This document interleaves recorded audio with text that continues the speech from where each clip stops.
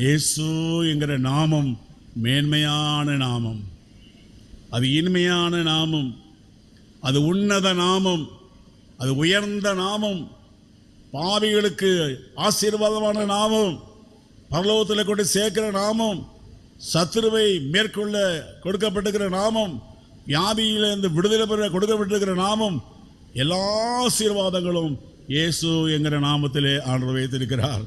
அந்த இயேசு என்றால் அவர் தமது ஜனங்களின் பாவங்களை நீக்கி அவர்கள் என்ன செய்கிறவர்?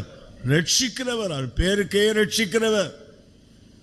அந்த நாமம் நம்ம ரட்சிக்கிறது மாத்திரமல்ல, பாதுகாக்கிறது மாத்திரமல்ல, துணையாயிருப்பது மாத்திரமல்ல, நம்முடைய தேவைகள் எல்லாம் சந்திக்கிறது மாத்திரமல்ல, அந்த நாமத்தின் மூலமாகத்தான் நம்ம எங்கே போகணும்? பிதாவாகிய தேவனுடைய சமூகத்தை நோக்கி நாம் பிரார்த்திக்க வேண்டும். என் நாமத்தினால் நீங்கள் எதை கேட்டாலும் அதை நான் செய்வேன் என்று இயேசு சொல்லியிருக்கிறார். இயேசு என்கிற நாமத்தை